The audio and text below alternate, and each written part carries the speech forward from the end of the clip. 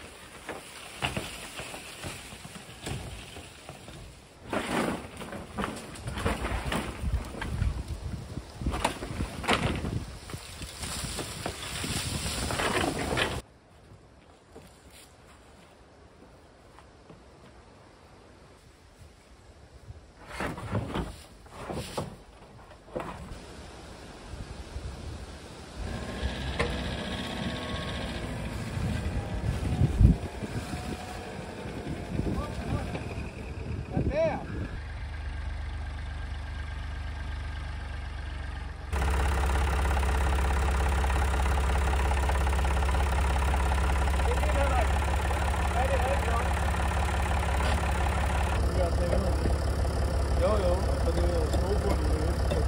Nej. Skal jeg prøve at søge? Ja, lad os prøve at søge.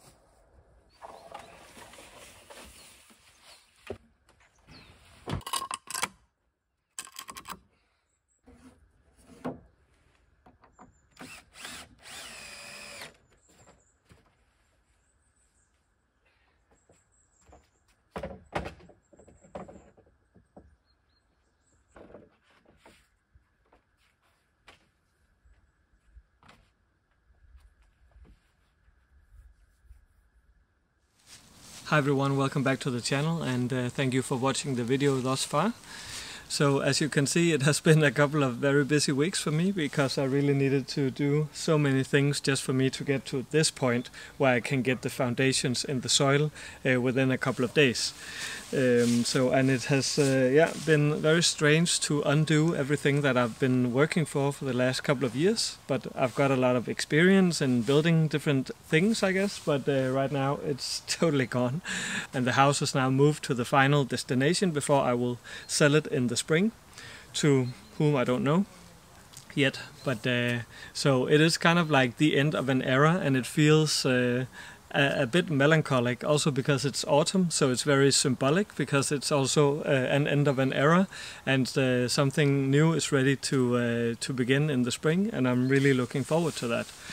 Even though I will get a head start, because I will start the house very soon. And then I just wanted to talk a little bit about how me building a new house will actually affect this channel in the future, because I think a lot of things will change in terms of how I produce my videos, and you guys are always very welcome to come with your input and ideas, but I will just present how I think I will change the direction for the channel in the future. So this year I kind of had an experimental year with YouTube, because I just tried to make different kinds of videos, like a video about this and a video about that, and then just tried to see what stuck to the wall. And I definitely learned a lot from that. But in the near future, when I will start the new house, things will kind of change, because now I have a main project, the house, and actually also the garden. So for the future of this channel, it will not only be me building, it will not be a house building channel, it will actually be more like a homestead building channel. So I want to build up this tiny homestead based on permaculture principles, and I will talk more about that in the future, what that means. But that is kind of like the main goal for the channel. So it's not just me building the house. In order for me to get a good head start next spring with the new garden that I will make in front of the house, I will need to also be working in the garden during the winter. And I think that's a good thing, because the videos might get a little boring if I'm only building all the time. So I will have my main project, which is the house, and then I will have like smaller side stories when I'm doing some kind of digging project in the garden, or whatever it can be. And then I will just be telling this overall story about building this homestead with permaculture principles. And I think that is the new direction, and maybe the videos will come every week, but I'm thinking about maybe making so that they come every second week, because then I can make longer videos and maybe also have a higher quality of the videos, because I've had some more days to produce and edit the videos, because it is a little bit tight if I am to publish every week. So I don't know totally how it will be in the future, but again, you are very welcome to come with your ideas and suggestions. I will take it into consideration, but I'm really looking forward to telling this story about the new homestead, because it's kind of like a bigger story than the one that I've had before. And there are so many different projects, and I cannot wait to get into it. But I need to restrain myself, because it will be too big to open up for now. But the main idea is that I want to connect the house with the garden, so that they work together in tandem in a way. That is very permaculture, and I will talk more about that in the future. So right now I actually just need to take some measurements of the plot, and then I will be putting in some ground screws later in the week. And when I've done so, I can actually start building the actual house maybe from next week. So yeah, it's very close now. So, but anyways, thank you so much for watching this video. I really hope you found some inspiration, and see you again next week.